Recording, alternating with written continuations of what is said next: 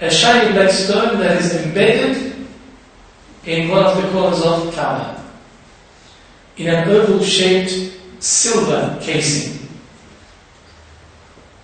is attached to the Kaaba itself. Here's the picture of it. That little, can't see it very much, can you? I should have brought showing you some of my other photos. Maybe if you give me a second, I can show you some real photos.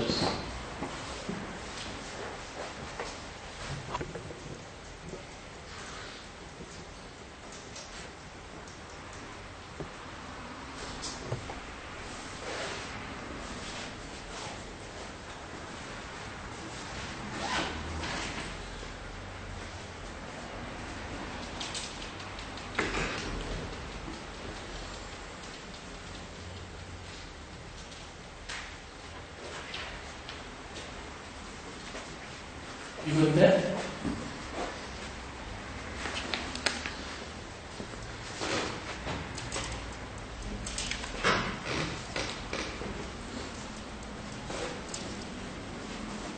Something Brother Hakan and I took together illegally when no one was looking.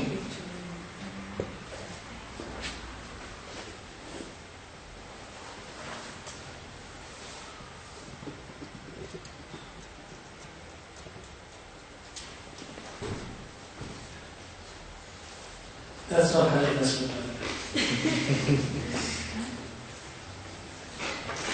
Shall we have a little break? Yeah. I think we should have a break for 10 minutes or so. And after that we shall have some pictures. Alhamdulillah, wa salatu wa salamu ala rasulillah, wa ba'd.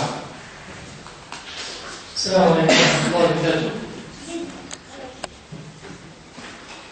Some of the photos that we've taken, and one of the things that we do is at the end we collect everybody's photos together and turn into a one DVD and give it to everybody to look at for the rest of their lives. So some of the photos are mediocre, some of them are really good, and whether you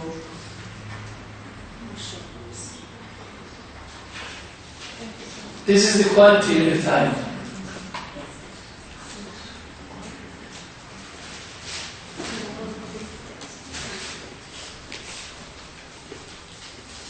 People making tawaf around Kaaba.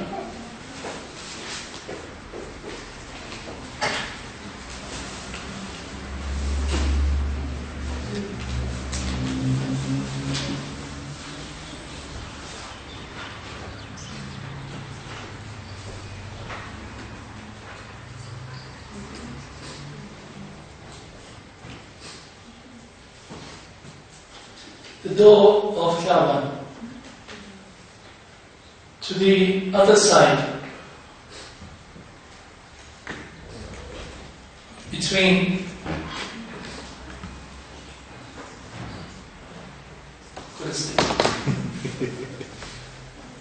the Kaaba's door and that side, it's called Multazam, where Rasulullah used to put his hand on the Kaaba and put his face and make dua. Multazam.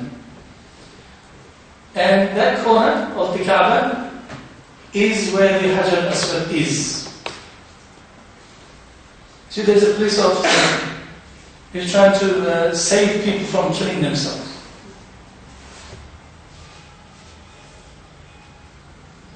There it is. Hajar Aswad, from the best shot I can get, when everybody's sitting down waiting for Salah. 1 or 2 minutes before the Fard Salat begins, they make sure that everybody sits down. Officers are waiting, they will not allow anybody to come close to Hajar Aswad. But as soon as Salam says, Assalamu alaikum, you see the huge people just try to jump and try to kiss Hajar Aswad. Is that it around that chrome thing, or is it inside? Inside. You see, okay. This is the silver casing. What you see silver is the casing itself. Hajar Aswad is this, black, attached to embedded into the Kaaba itself, the wall of Kaaba. Why Hajar al-Aswad is so important? Because when you're making tawaf, you need to start making tawaf from there. There is a line, straight line in front of it. So all the Hujjaj, when they start going making tawaf, as soon as you come to that line, that's the beginning. If you passed it, and you did not make your intention to make so to speak, you missed it. You have to say Bismillah, Allahu Akbar. You need to make taslim, you have to keep salams. Otherwise, if you passed it and you didn't know that particular turning, shout, it is called not accepted. You need to do it again.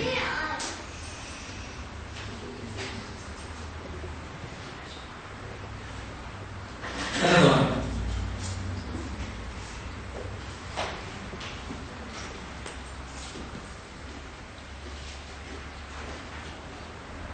All nationalities, they're all waiting. Look, everybody's in their own world. The true colors of the Ummah. What is in Medina?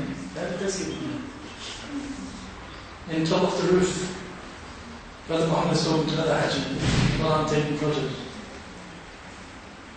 Class. If I give you all the photos, you won't go to Hajj.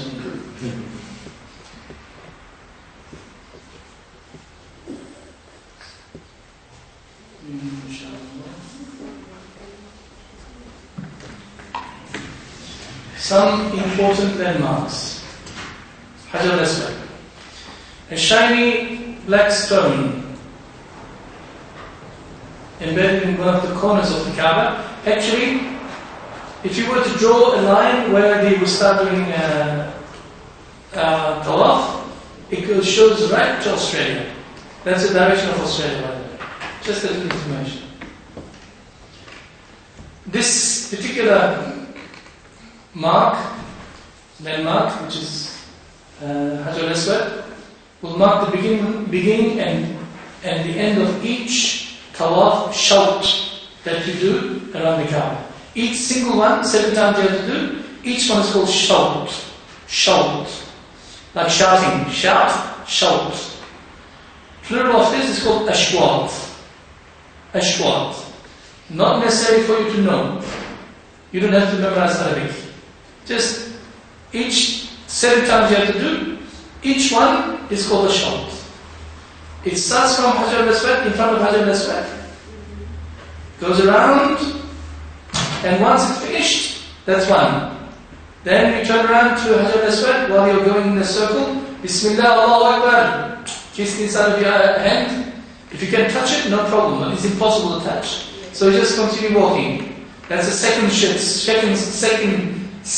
shout. You do your du'as and come back, and once you pass through come to approach the line, you turn around before you pass onto the line, other side of the line. Bismillah, Allahu Akbar. Then continue. Yes. When you go around, what do you say? You just make dua, or You make dhikr and you make dua. Any dua, any dhikr. But from the corner before Hajar al-Aswad, the corner before, okay? The corner before Hajar al-Aswad, it is called, all the corners of the Kaaba is called Rukun. Rukun Hajar al-Aswad. The one before, not the door side, the other side, before, while you come through, that particular door or that particular corner is called Rukun Yamani. That's the direction of Yaman. Rukun Yamani. excuse me, it doesn't matter if you were language or Arabic. If you Doesn't matter. Any language you want. Allah understands your language. He's the one who created the language. Because that the Arabic we can read it, but we can understand our language, the means. You will see many people doing different languages. Different languages. So when you come to Rukun Yamani, it is reported in the hadith of Rasulullah that he used to read the dua, Allahumma Rabbana atina fi dunya hasanatan wa fi al-akhirati hasanatan wa qina adhab an-nar ya aziz ya ghafar bi rahmatika ya arhamar rahimin. Okay, you can do this until Hajar al-Aswad, that line. Then turn around, Bismillah, Allahu Akbar, continue. Each one, some of the ulama, they put for each shout, each turning different du'as. So you can learn different du'as. You can say different du'as. Not a problem. Whatever, in any language you want. The idea is for you to understand that you are in ibadah. You see, when you come to a masjid here, in the masjid, the first thing a good Muslim is supposed to do is pray 2 rakats of Tahiyyatul Masjid. Remember, this is Sunnah of Rasulullah. But when you go to Kaaba, you don't do Tahiyyatul Masjid. Tahiyyatul Masjid, Nawafil Salat, you don't do. You go to Tawaf. Tawaf is better than Salat. Nawafil Salat in Kaaba. Only in Kaaba. So you go immediately, walk into the masjid, I'm going to do Tawaf inshallah. 7 times. That's it. Millions of hasanat you get. Any dhikr you make. However, people, because they came as tourists, some do not understand the importance of Kaaba. They do not understand and respect Kaaba. They start talking on the phone. They're making business deals on the phone while making tawaf. They talk to their mother-in-law, father-in-law, grandchild. Look, I'm in Kaaba, can you hear? As if this is a tourist Disneyland. That's ground zero. That's where you're supposed to connect all those. People busy taking photos, tourists. So many distractions. But you don't look at those guests of Allah subhanahu wa ta'ala. You just leave them alone. Don't have any ill feelings towards them in your heart. You just concentrate on them. You will see some people, mashallah, you don't know who they are. But the tears are just rolling their eyes, on their cheeks. They're constantly going on. In a beautiful, it's like a flood, it's an ocean of servants of Allah subhanahu wa ta'ala making tawaf. You just join them, don't worry. Some people are so pedantic, some people are so paranoid about keeping the group together. Huge train of Indonesians come with robes around them, all wearing pink or fluorescent green hijabs, as if they're going to get lost in Kaaba. When they come in, don't stand in front of them because the stampede will kill you. Just move aside. Move aside. Not a problem.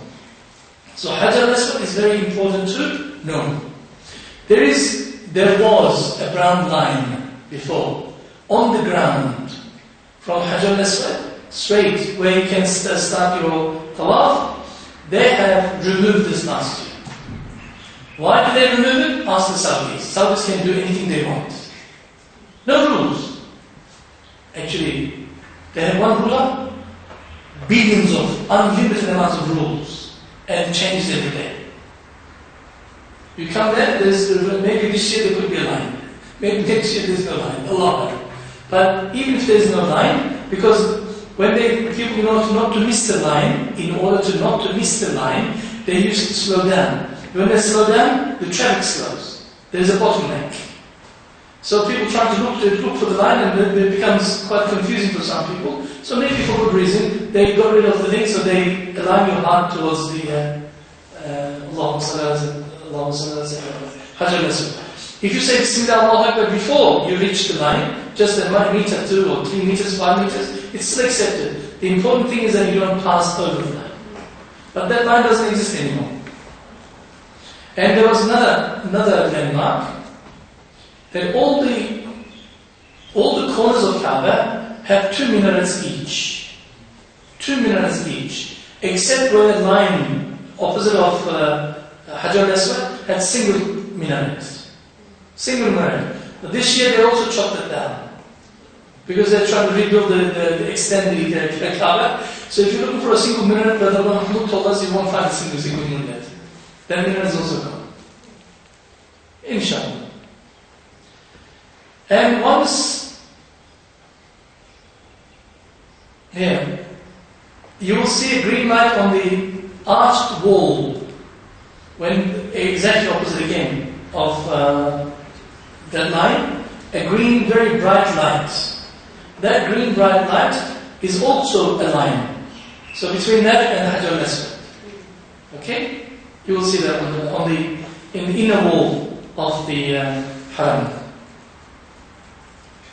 Hatim. Hatim is a semicircular, 5 feet high, up to here. Wall that is adjacent to one of the walls of Kaaba. Other side of the door. This side of the door is where the Hajar al-Aswad is. This side of the door, the corner, there is a half a circle. Maybe I should give you a photo of it. Yes. This one here. See here? There is a half a circle wall that goes until the other corner here, like this. That's Hajar al-Aswad, that's the door. This is Rukun Yamani.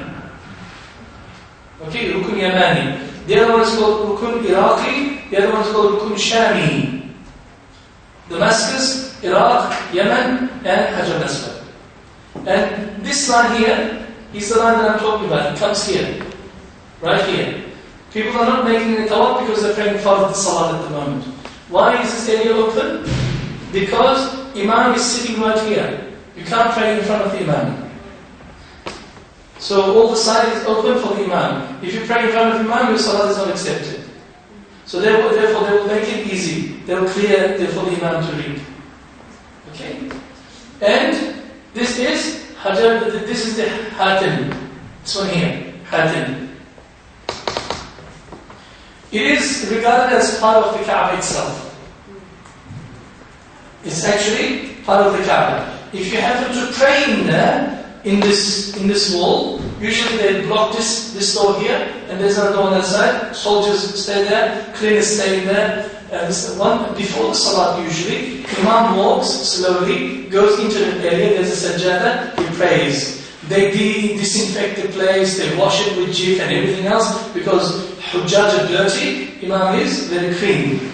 So he doesn't want to get sick, so they disinfect the place first, then he comes and plays for 2 rakats, and he comes and sits in his place before he leaves the Salat. But at certain times, this is opened. Where the doors are removed, people go in and pray 2 rakats of Salat. 2 rakats of Salat. And if you're lucky enough, you can also get into the Kaaba to do Salat, but not during Hajj time. They will not allow you to go in.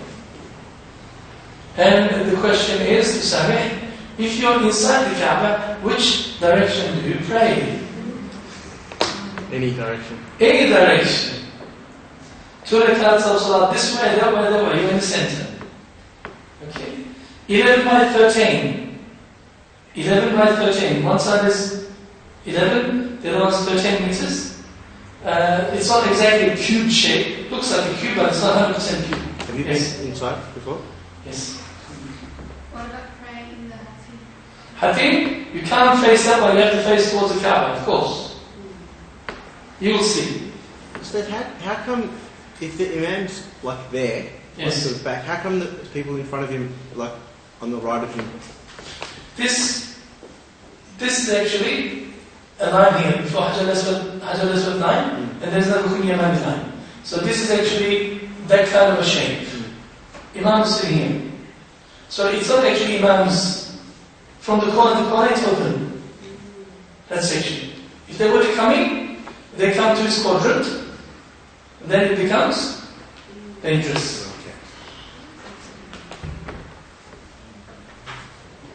Hatim. And the door of Kaaba. Door of Kaaba is made gold. There is a golden thing on it. This kiswa, the veil, which is over the walls of Kaaba. Every year they change it. Actually, the morning of Arafah, when people go up, when there's nobody there, they change the new, every year, new curtains, new veils. Okay? And if last year we couldn't book it, maybe inshallah if we can book it this year, we usually take our judge to the factory where they do it. It used to come from Egypt each year, but suddenly stopped everything. Many of the countries used to send something to Kaaba. They used to do it for generations. But it's all changed. From the Kaaba door, which is high, you can't reach quite easily. And when the king comes, Khadim al-Haramain, they call him, the servant of the Haramain, which actually, inshallah, is not a calling. He's the thief of the Haramain. He comes, the king, the soldiers push everybody as if he's somebody. If they put the big soldiers with weapons, so to speak, they will open up and he comes, big shots. He climbs through the stairs and goes inside. There's a ritual that he performs. In other words, he cleans the floors of the Kaaba, so to speak. And only the VIPs, certain heads of state will come. Musharraf, I think, went inside also, as a guest. If he's deserving in any kind, Pakistan president. And a few others, as a special gift. Look, I own the place, now with that. So they go into the Kaaba and cleanse it. What's inside the walls? Inshallah, when we go to Hajj, we'll talk about it, inshallah. We've got some slides to show you inside the Kaaba. But not now. If I tell you everything, you won't come to Hajj. Ustaz, is there a particular time that you have to do the laps? No, 24 hours. Here's another picture, old picture. This is very, very old, maybe 40 years old plus. This is Hadim from this angle here. Can you see the Hadim? None of these exist anymore. These ones, they're all removed, taken away. This one here, you can't see it properly, is called Maqam Ibrahim. Sorry? I will show you inshallah in a picture form in a minute. Yes, if you're Shia, you kill yourself and pray there. You're not meant to. If there is nobody, you can pray behind the Maqam Ibrahim. When we go through Umrah, inshallah, when I explain Umrah, this is where you're supposed to pray. But since there is so much izdihan, there is so many people, it's impossible to pray. People die there, literally. They die there. You can't pray anywhere in the masjid. It's still the same salat. Because of the difficulty, you can pray anywhere you want. In one of the umrahs that I did, subhanallah, I ended up praying the third floor, top floor, because I don't want to disturb anybody, on the staircase near the corner. That's all I can find. There's nowhere. There's nowhere to pray, because I don't want to disturb anybody. Because disturbing any of the hujjaj is haram, haram, haram. You cannot disturb anybody. We gave an example last week. If you have the most expensive Persian carpets in your house, if you invite some guests, if they are all drinking coffee, they spill coffee into your expensive carpet, will you get upset with your guest? No, doesn't matter, it's okay. But if your guest insults the following guest, swears at them, and really tells them off, hits them, another VIP, another important guest, how would you feel? You'll ask them to leave, because you're disturbing other guests. Similarly with Allah subhanahu wa ta'ala. If you make mistakes, if you're not 100% in your ibadah, in the haram, Allah will still accept, like you're spilling coffee over his carpet. Allah will still accept you. But the moment that you disturb others, Allah will be very upset with you. So where do you find yourself? People hold on to seats. He says, oh, this is mine. He's coming. Don't sit here. Okay, brother, I don't sit here. You own this place? No, he's not brother. Am I not your brother? They think. No. Go. Some people are selfish. But nonetheless, they are servants of Allah and the guests of Allah. You leave them to be. You find a place, brother. Your nasib is there. We used to go to upstairs, all the time, easy. Or downstairs. Air conditioned, cool, nice. Nothing to worry. No, I want to make tawaf next to Kaaba. You'll kill yourself. You make tawaf on the third floor. Yes, it'll be an hour longer, but you have at least space to move. Otherwise, you breathe. Your feet are taken away from the ground. So people lift you up. And you don't know what to do. They want to be ground. And sometimes say, Ashhadu an la ilaha illallah, not because you're making dhikr, you think that you're dying. Say, why take the danger? Now, ulama have taught us one thing. In order to miss reward, we will avoid Now, in order to not to sin, we will avoid hasanat. It's contradiction. In order to miss out on hasanat, we will not sin. How? People want to make tawaf, not tawaf, they want to kiss Hajar al-Aswad. To kiss Hajar al-Aswad is sunnah. If you don't kiss Hajar al-Aswad, it doesn't mean that you don't go to Jannah.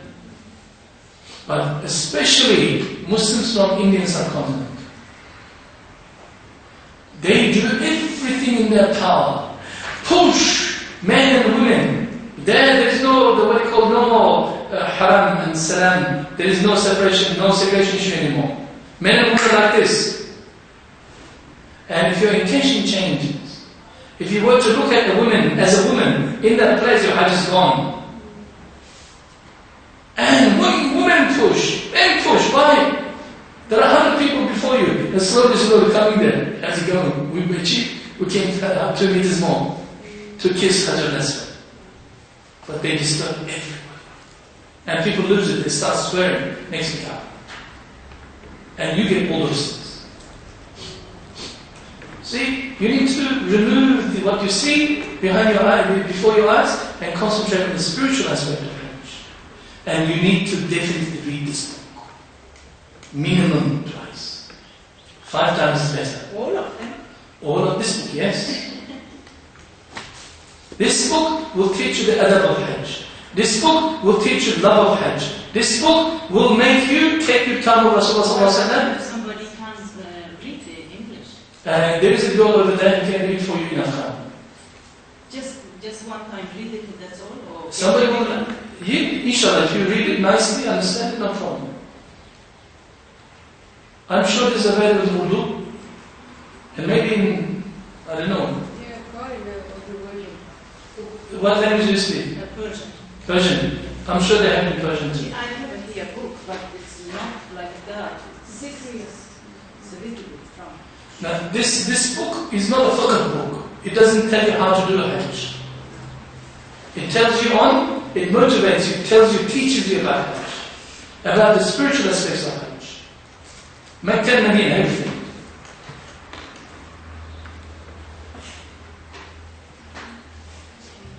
One of the old, again, you can see the Hatim, they're much more clearer. What are those red things you're saying? The bright red things are the water, Zamzam vessels. They constantly fill it up so you can drink. This is during Ramadan usually. And the rose red around is the carpets. During the Hajj, they remove all the carpets.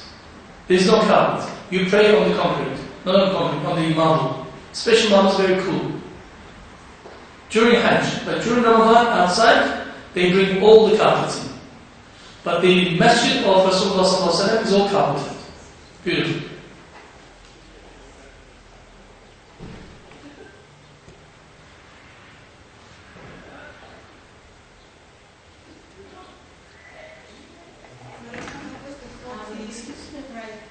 Hold on. I'll answer everybody's question. Yes. Yes. You are here about Hajar al-Aswad. If we can't touch them, can we have a chance to, if the people is not there, and we can touch them and kiss them? Anytime, of course. 24 hours you can go there. But I promise you, It's full. full is not overflowing. Not full, overflowing. And this 1 month, all of them like that, it's full. Yes. Even after Hajj. They are. 20 days after Hajj, still you cannot touch it. 24 hours. People go at 3 o'clock in the morning, they think that there's nobody. Every other Muslim, smart Muslim says, I want to go for the Hajj. 3 o'clock. You could hardly make tawaf on the ground floor. Because it's so many people. People make tawaf on the second floor. And the third floor. After Hajj, when they do tawaf before that, actually tawaf stops. People cannot move. It just complete stop. This is the glory, beautiful glory size of Kaaba. It actually stops. People can't move. One tawaf, one shout takes 45 minutes, 1 hour. You move like this. You actually go like this when you haven't moved yet. And everybody put their hands, especially women, don't push me, don't push me. I don't push you, sister, someone else is pushing me. You keep on fighting. So just close your eyes, don't look at anything, just concentrate. During the Ottomans, when the Khilafah, they used to have different types of women and men doing tawaf. Women will do their tawaf from this one, from that hour to that hour, 2 hours or 3 hours, only women, nobody will do that. And they leave the place, and the men used to do it. The Saudis, no rules. You just do anything you want. Not everybody goes for the right reasons, the right intentions. You need to protect your women, you need to protect your children. The very bad people. Children, they attack the children. Not attack the children. They pinch, they cope. And the little baby, they take. Yeah, they take, some people do. They carry them on their shoulder. And you hear the children crying at the same time, making a tawaf. What can we do? If you're making tawaf for hajj and say you can't get up because there's a lot of people, can you continue making tawaf? You can make 10 times tawaf. It doesn't mean that once you've done your 7, it doesn't mean that khalas. You can do 70 times if you want. But each one must be sets of 7. So you say, there is, inshallah, I will motivate people who come there. If you do 50 tawafs, that's it. 50 tawafs, you will be receiving, inshallah, your freedom from Jahannam, equitable form, from Allah subhanahu wa ta'ala. But to do 50 tawafs, some people do. In the morning they go, I'm going to do 5 tawafs today, 6 tawafs, 10 tawafs today. I'm going to be here for 10 days, or 7 days, what am I going to do? So tawaf. But the secret is you need to be very fit. Start walking now.